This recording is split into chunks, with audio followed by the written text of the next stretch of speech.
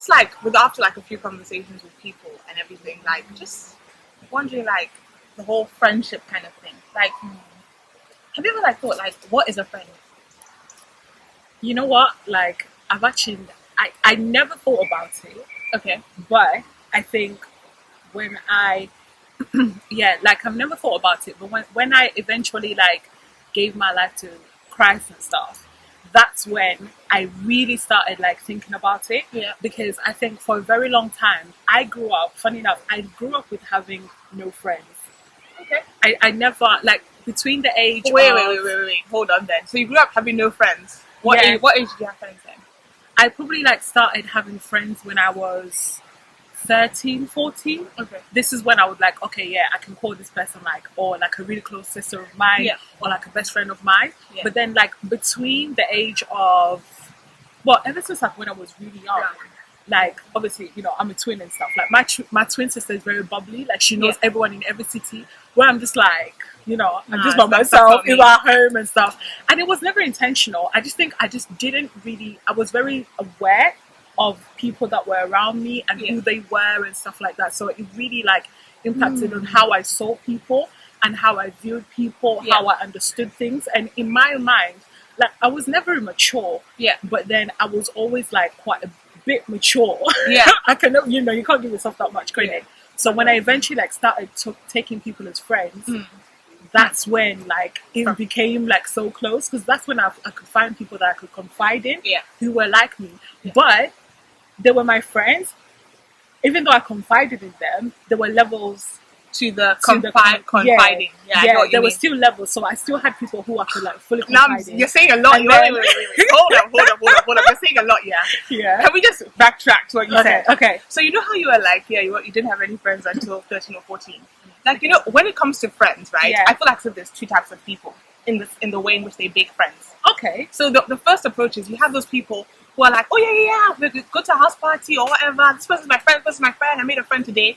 And then you have the other people who are more like, I'm going to observe before I make the step into getting into a friendship with this person. Yeah. And I feel like you're the second person. I think that I'm the second person as well. Oh yeah, definitely. And so that's why sometimes it comes across like as if, and sometimes you don't have friends, even though sometimes the funniest thing is that people call you their friend. Yeah. However, it's different in the sense that, you. because you take that time to kind of, as you said, kind of like a mature outlook to say, okay, this is what I want in a friendship, and this person. I agree with that. No, I completely 100% agree with that. And I think for you and I would call you, like, for example, you're my sister. Yeah. Like, I have genuine love for you. I love you. Or should I say I deeply care? I deeply care for you. You need to learn the word love. I love you now. Thank you. I appreciate it. But like when you and I became friends, it wasn't like the first time we became friends. I think I remember the first time when I saw you. What year? What year was it? It was RY Unleashed. Yeah, but it was in Loughborough. 2014, 15? Yeah, 2014, 15. That's when I met you, and then you then came down to Sheffield. You moved to Sheffield. 2018. Yeah, 2018. So 3 years later. So 3 years later, that's when we actually like made a connection. Yeah. And I remember, I don't know what it was about you, but I observed you and I remembered you. Like I remember the first time second time when I saw you was in church, and I hugged you as if like we've been friends for ages. And that's what I loved about it. And then the next time, I remember the reason why I decided that you were going to be in my circle was because I remember the first time we went to meet one another, and I came to your house. Yeah. We went to the cinemas. Guys, this girl, oh my gosh, I will tell the whole world. I don't care wherever. This girl absolutely just served me. Like, for me, I've never had that kind of friendship to the extent, like, you know, people serve you and stuff like that. But then for somebody who doesn't know anything about me, or who doesn't know where I come from, what I do, that's the day, like, I decided, God, this girl is going to be in my circle. Like, I don't care where you are in the world. I don't care what you're doing. That one act, I feel like that's what literally just triggered the whole entire thing for me. But it took time for us to actually, like, relate with one another. I had to learn how to speak your love language, and you had to learn how to speak my love language, but in a friendship way. And I think that that's very key in the fact that if you are going to be in a friendship with someone, you need to find a common ground for both of you. Yeah. A ground that both or a group of people can grow on. A ground that you can stand on at any point in time to say that even if something was to happen, if we were to argue or, you know, if we were to fall out or anything else like that, we can always have that ground to always come back on. And I think that's what's kept us as well. Because there are times when we're not each other's like, and it's not the time of like, oh, Jill, I love you. Yeah, we've had our share of I disagree. I get that. Yes, and we've had our fair share of these heated arguments. Yes. But in a constructive, sisterly, respectful way. But at the end of the day, we always come back to the fact that, fair enough, we can have our arguments, but we can always be friends. And that's the one thing I've always loved about is the fact that in the midst of all of that, even though you like to say I deeply care for you, you do tell me that you love me. I do love you. You do tell me that you love me, and I think that reassurance is what's kept me. Yeah. Yeah. And I also think that a lot of friendship, a lot of people have misconceptions about friendships. Okay, what would you say some of them are then? So, for example, I think that a lot of people tend to think that if you're friend with somebody, everybody is on the same level. Yeah. When I talked about like levels of when I would confide in people and what I would tell them, like for me personally, the same way I confide in you about a lot of things, you confide in me about a lot of things. Yeah. It's not everything I don't like. I tell you practically like everything. We talk about everything. But for example, I have people who I don't necessarily confide in, but I see myself as a friend pouring into them. Yeah. Okay. Yeah. So and then I have people who are obviously older than me, or per se who are like my big sisters who pour into me. So there's always like that. I have people on the same level with me, people who I pour out into, and people who are also above me, who I'm able to go to for counsel and everything. And I think that's where a lot of us, we get confused, where we want to put everybody on the same level, but you can't work with everyone on the same level. I agree. And I think that's one of the things I would say. We're in a generation where, like, for example, we want to be significant, right? Oh, yeah, or you want to be remembered, or you want to be seen as supporting what your friend is doing. Especially on Instagram now. There's so many people posting stuff. Oh my gosh. At some point you're like, if I don't repost this person's thing, how are they gonna look? Yeah. But you know what? I feel like as if one of the things I can say is it's so important to establish that level. Yeah. Because I think I was speaking to a brother of mine actually on the way back from church, and we're talking about different types of friends, and we're talking about like, you know, some are stones, some are pebbles, some are the sand. Yeah. And you know, like I found myself really depleted at the end of I think it was a couple of years ago, or even last year. Yeah. And I just felt like I was pouring. Yeah. And the thing is, you're pouring into somebody else that might not necessarily I don't want to say not value it now. Yeah. But I feel like they might not even need it from you. And so you end up being like completely dry when you could have actually been more intentional as to who you're giving your time to. Definitely. But there's a point that you said, and I think that's something that we should really, really work on. You said that we then began to, you know, find common ground as to how we're working on our friendship. Yeah. So let's give an example, like me and you, right? How do you think we intentionally started working towards our friendship when we first, like, you know, I don't say rekindled, because there was nothing there. Yeah, we were never friends in the first place. What steps do you think we took, even silently without communicating? I can tell you some of the things I did, but then I want to hear from you. You go first. Okay, cool. So I would say I really studied. I studied you. Are you serious? I did. I studied you. I never thought you did. I did. Oh my god. I studied you. What did you find out? I looked at the things that annoyed you. Really? Yep. And I looked at the things that, you know, that you liked doing. I looked at the way in which you liked doing things. I kind of looked at how this person gets. Oh, sorry, there's a beep. Come on, go away. Go away. Yeah. How this person likes doing things. You know, what's this person's limits? Okay. What are they passionate about? Those kind of things. So I think because I got to study you, I think that prevented a lot of misunderstandings initially. Like, I think, as you know, there's some things that I do not care about. Like, that you know, like, oh, am I going to have this? Am I going to have that? Yeah. Even when you ask me, oh, we're going to chill, what do you want me to make? I'm just like, whatever. Kind of thing. So I would say that that's one of the things that I definitely, just be careful. Oh, yeah. That's one of the things that I definitely feel is helpful. I think sometimes people do all of these studies for like pre-relationship kind of thing. Yeah. But they don't actually take the time to. Yeah. Is it around me? Oh God. They don't take the time to actually find out what this person's friendship is and the limits. Just the way the dynamic in which people work. Yeah. For example, some people they're friends where they are like, I want just the expectations. I think by studying someone, you get to know the expectations. Oh yeah. So I would say that's one of the steps I took. But what would you say is one of the things you did? I think for me, where I studied you as well, and I realized that the stage of life that you were in at that point in time, even till now, I feel like the role I wanted to play, not necessarily play, but where I saw myself fit in, was just to be a confidant for you. Yeah.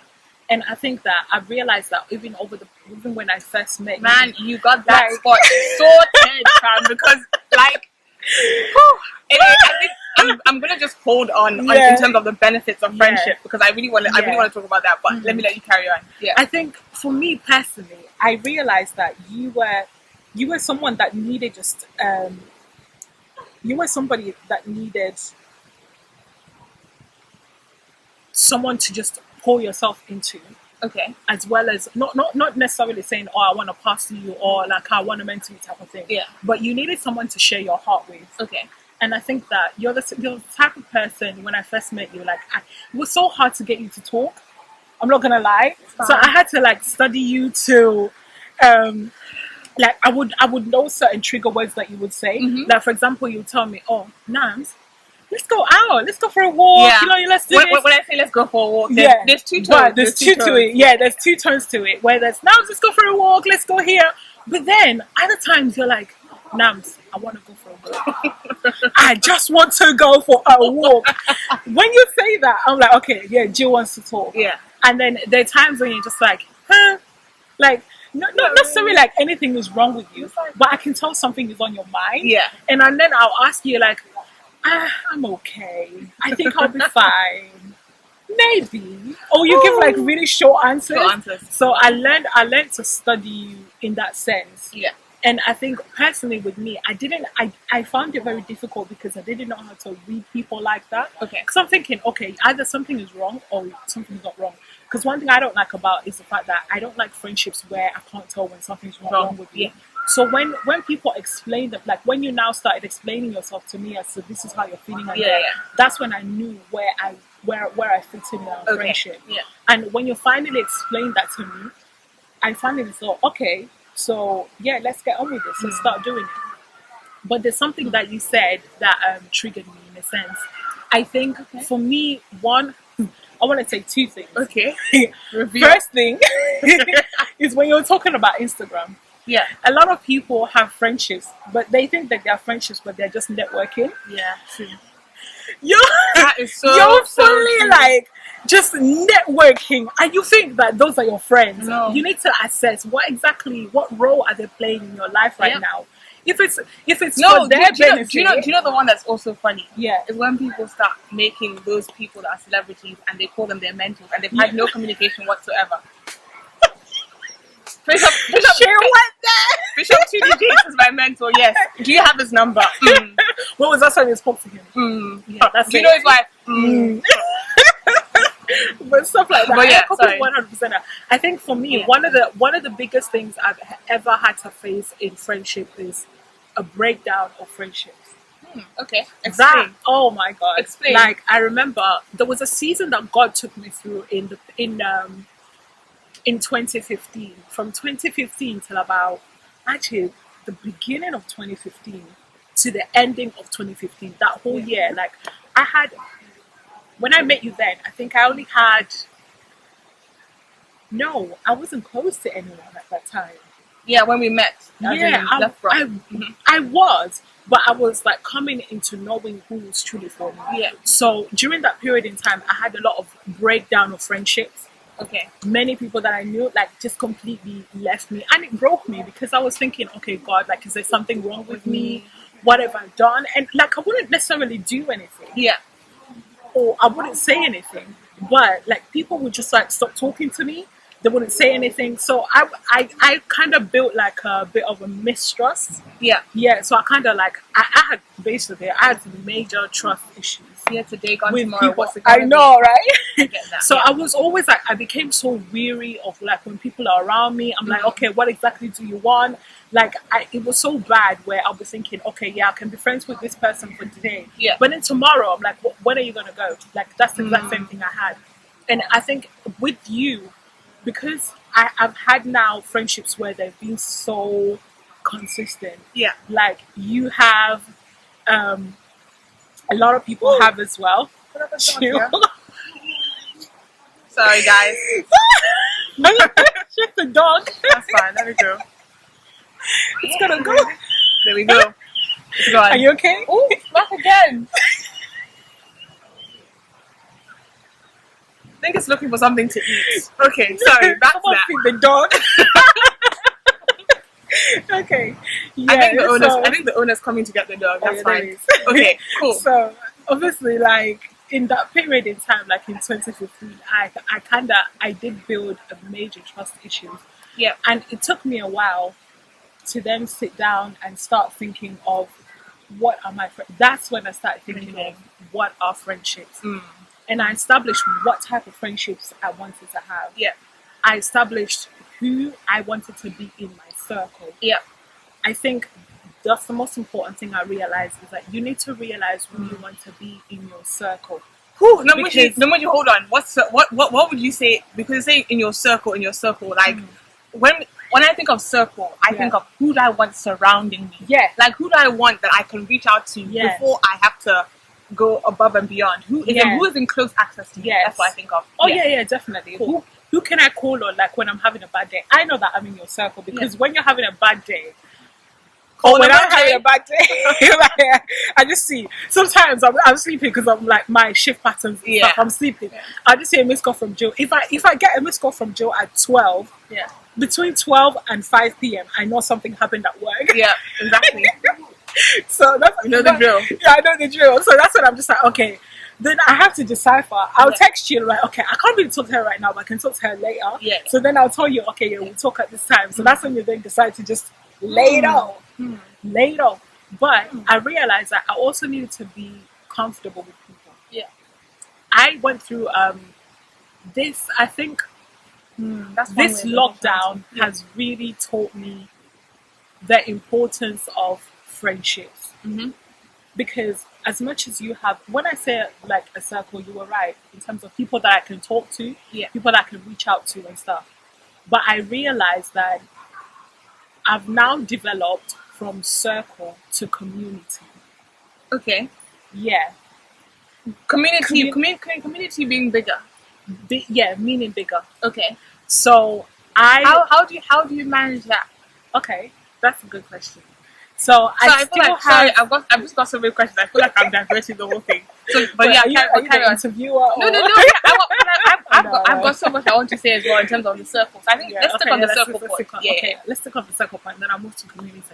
I think during this lockdown has taught me the importance of friendships and why they're there. Yeah. I think I'm the sort of person who I can confide in people. I can tell them things, but I'm like I tend to just give like a like there's a cake. Yeah. And in the cake there's the icing and there's the there's the sponge and everything else like in general, right? Because we've been talking about like inner circles, right? How do you how do you go about choosing your inner circle? I can share some of the stuff I do, but I was gonna say mine. I pray. Yeah. I also one major thing is that I pray. Yeah. And then I look at the things that are in the person. So what exactly, not necessarily can I gain from them, what exactly can I pour into them and they can pour back into me? Okay. Because one scripture. This is I'm talking about inner circle now. It's not just friends. Inner circle. Okay, cool. Definitely. Yeah. Inner circle. Yeah. Because you need someone that's gonna like scripture that says iron sharpens iron. Yeah. So iron sharpens iron and you need someone that's gonna sharpen you. Yeah. So if I don't get along with you, but I know that you're meant to be in my life after I've prayed. Yeah. My friend, we will find common ground. No, listen. When sometimes when people think iron sharpens iron, meaning that I'll be sharpening you, you tell me something's wrong, I tell you something's wrong. Do you know, like how we have like these seasons where we talk about our friendship, we sharpen one another, we grow each other. No. Sometimes iron sharpens iron, mean that we're going to argue so much to an extent where I fully want to let go of your friendship. Okay. And there's some certain friendships I've decided to hold on to because I know they're supposed to be there. But I'm just like, you need to go. You're annoying me. But they're sharpening me to build patience, to have compassion, to have empathy, to see things from their perspective. Do you get what I mean? So I don't easily let go if I know that you're supposed to be there. Yeah. I would say, I think for me, because I think inner circle is a very few number. Yeah. Oh yeah. It's not a I've got 10. Bearing in mind that's not, I'm not saying that people should not have 10 or more. That's up to a discussion. But I feel like as if the people in my inner circle, I would say I don't look for people like me. No. I think each of them carries a unique outlook to life. Yeah. And I just something also as well just dawned on me that a lot of the people in my inner circle are actually older than me. And that's just random. I just thought I would say that. Oh wow. Yeah. How old? Like, what's the age gap? I would say round about 30. So 10 years. Okay. Yeah. But I would say so. That's one of the things. But I think for me, it's has this friendship been tried and tested? I think the people that I have are not people I'm gonna wait and say, this person will let me down. Yeah. They're people who, through series of events, our friendship has been tested, and we know that no matter what, I've got your back. And I think like that's how I would say. In addition to prayer, obviously, I think that's one of the things for me. I think, does this person have the ability to see at least a glimpse or have a conviction of a glimpse of what I feel God is calling me to and encourage me in that direction? Definitely. So that's what I would say for me in terms of inner circle and how that's kind of how I think about it. Definitely. Yeah. I agree with that. And I think that a lot of us, we look for people who are similar to us. But then when you look for people who are similar to you, you won't learn anything because technically you're looking at a mirror and you're looking at yourself. Yeah. So sometimes you need to look at a different mirror to aspire to be somewhere else instead. And I think you're right. Like I love the circle that I've chosen, my community that I've chosen, because some of them are older, some of them are a little bit younger, they're not too young. Some of them are obviously the same age as me. Yeah. But I love the dynamics of it because I think that's the way I see life. I see life through people's different lenses. Yeah. I can't see life through, I love the way you said older. For me, and I'm like, okay, I see that. But then I like to see life through, one of my people in my circle of friendships is I think 25, 26. Yeah. And I like to see life through her vision lens. Do you get what I mean? Because she's a bit older. Yeah. And I think that I like to keep it that way because there's a way that they relate. Yeah. And a way that I relate to people that I can learn from that. Yeah. I get that. I think I get that point. But I also feel like as if I agree with you. I've just realized that in the way in which even I've grown and thought about things has been highly influenced by the people in that circle. I can tell. And you're the way you act and the way you see things and the way you view things is a lot more mature. And that's most times because of the level of the people. Yeah. And I think that has made me, I would say it's made me learn a lot quicker and it's made me adjust to things. But I would say, I just think that the inner circle is something that needs to be really, really thought about because I think everybody says that they're your friend, but everybody only that person, friend. Only you know. Only you know. Yeah, only you know. Like I saw this picture on Instagram. Only you know. And this girl, she was a bride. This time I watched her had 200 bridesmaids. Because they're all her friends. I have a lot of friends dying to let you know that. I sat down and I was like, I think, you know what, actually, wait, not one person can have 200 let's have a friends. moment just to commend it, because the amount of pouring you must do and time you must give to maintain all those friendships. Like, full time. Congratulations. Shout out to you. Please give me a secret. We're just being funny, by I the way. don't have the capacity to do that. Because for me, for you to be part of my day like that, I'm not means that you play a crucial part in my life. But 200. Do you know what I also realized? That's the point on the inner circle as well. Now that you just mentioned 200, every single person in my inner circle, whenever I finish speaking to them, I just feel uplifted. Yeah. I feel light. I feel like I'm ready to go again. Yeah. And I think that's something that's so important. Oh yeah, definitely.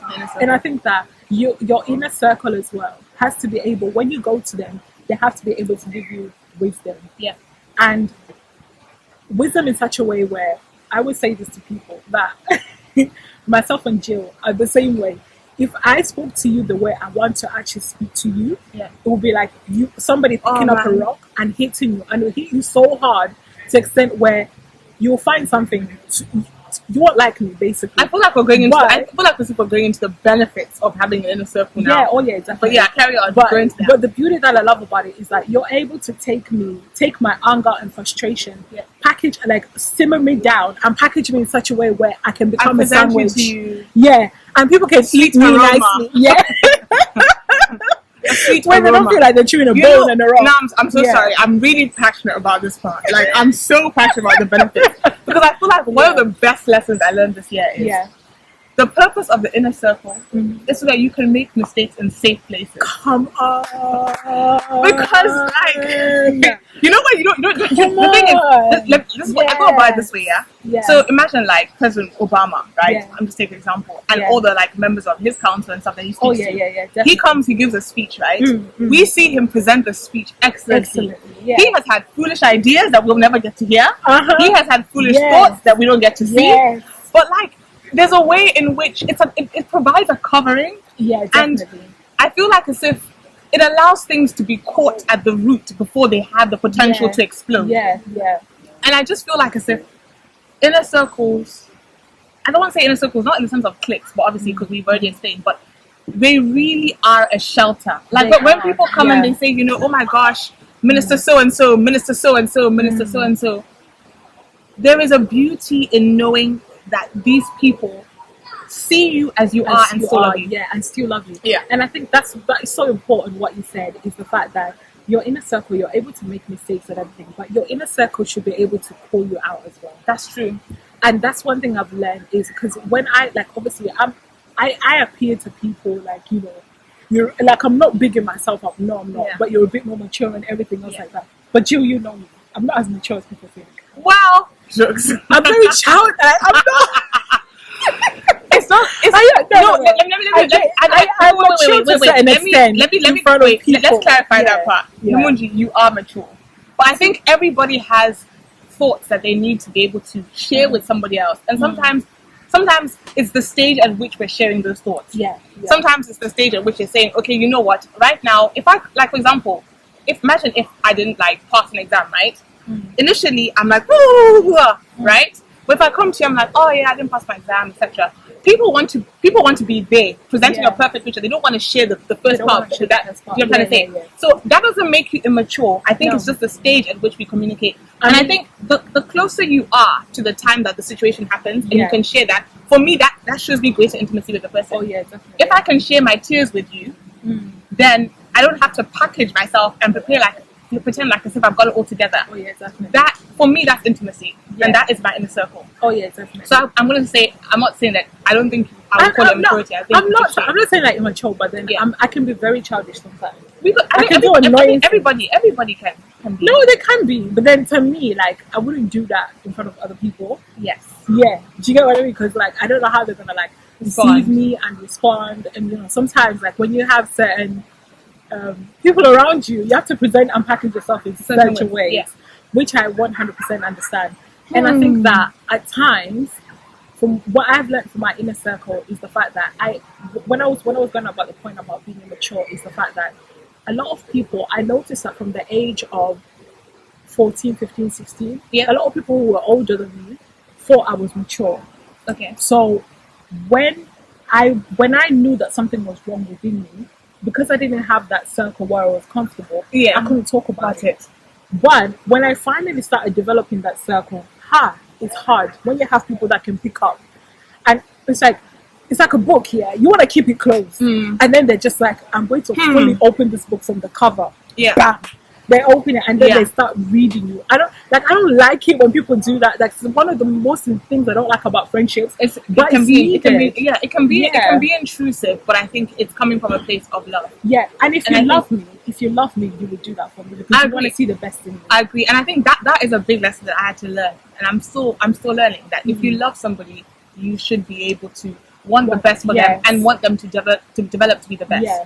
I think also the other point I was going to say about my train of thought. I had something I really wanted to say about that, but I think for me, inner circles, a place of safety, a place of protection. That's what I want to say. Yeah, a place where I think in any relationship, friendship, marriage, whatever it is, there's a need to be teachable. Yeah, and teachable means I accept when somebody points something out to me, and I want to learn and I want to do better and improve on it. Definitely. I would say safe. So I said safe spaces, teachable. Yeah. I would say encouraging. I already said uplifting. People that uplift me, and people that keep me motivated. How about as we wrap up and stuff? What do you think? Well, I think for me, as we wrap up, one thing I want to say is that learn how your friendships develop. One thing I've learned is that for other people, they like to have. I'm the sort of person. If you are my friend, I like to host you. Yeah. Like, that's where I reach out to people. Lamonji, host me more. But carry on. Host you more where? I've hosted you enough. You're in my circle. I love the kind of meat that you make. But anyway, let's not get carried away. You're saying it. So I think learn how people want to be, how they like other people to relate with them. That's what I'm okay. Learn how to have a relationship with friendships, because a lot of people I can't be the person where every single time I'm always with you. Yeah. Like, every single time I'm always spending time with you. I'm always at your house. No. Yeah. Like, I like doing that. Yeah. But the times I'm just like, okay, I think at this point, even asking them, like, you need to go home now. Yeah. Yeah. But there's some friendships where I can talk to the person. We can go 4-5 months without talking. Yeah. But trust me, when I pick up the phone, it's as if like nothing ever happened. Yeah. Because that's the type of friendship I understand the person needs at that point in time. Yeah. And we all need to be understanding in our friendships. Yeah. That's a major thing. Be understanding, because we can't all have the same thing. I agree. So learn how to have friendships with people. If you have friends that you can call 2 months later from now and they'd be like nothing ever happened, even they'll still have you on their wedding lineup, still be the godmother. My friend, those are friendships that you want to keep. Yeah. Secondly, like I said, learn how to just have understanding for each other. Make room for one another, because we're always going to make mistakes and we're never going to get it right. Until, even when we're older, Jill, even when we're older in our old age, Jill will still be annoying me. I will still love her. Like, nothing you can do without me. Well, okay. I'm joking, please. Let God be. I don't know how it was before, but she's decided. Let God be. But that's just me to wrap it up. And yeah. Good combos as always. Love you too. Bye.